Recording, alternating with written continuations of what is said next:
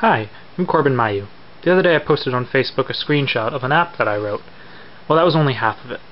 I want to demonstrate today what the actual hardware side of it does. Now this is a breadboardable Arduino connected to a Bluetooth module and connected to 3 power MOSFETs. Those MOSFETs are connected through some excess wiring to an RGB LED strip.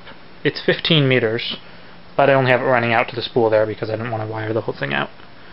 There's a USB cable connected, but that actually only runs for power. There's no need for data.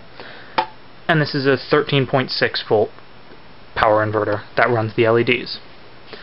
The software side of it, I wrote an app called RGBDuino, which when you open it up, basically just shows a color screen. Now, you select your Bluetooth device. On this one it's called Corban Mailloux, and then you click Connect. The Connect light, that blinking one, will turn solid, and that tells us that the device is connected. Now I can tap anywhere on the screen for a color, and the LEDs will mirror that color. Further up is more saturated, further down becomes less and less saturated. I can also slide quickly through all the colors. I also added a slider at the bottom here that allows you to change the brightness. So currently we're kind of at a purple, and I can slide down and it just dims the whole strip. It does that by adjusting the RGB values that this app sends through Bluetooth to the Arduino.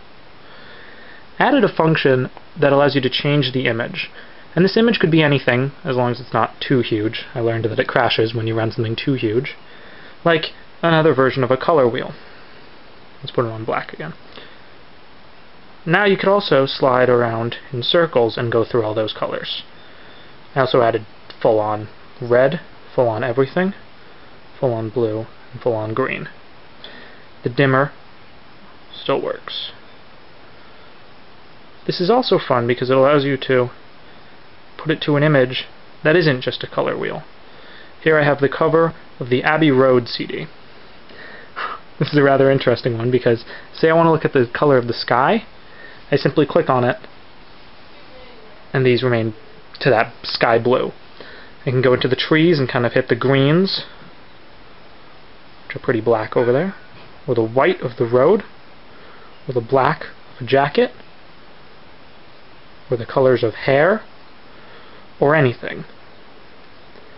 It can also be used to determine the absolute RGB values of a point. A little hard to focus on it this close, but in these 3 boxes down here, it's showing the actual RGB values, 0 to 255, of each of the colors.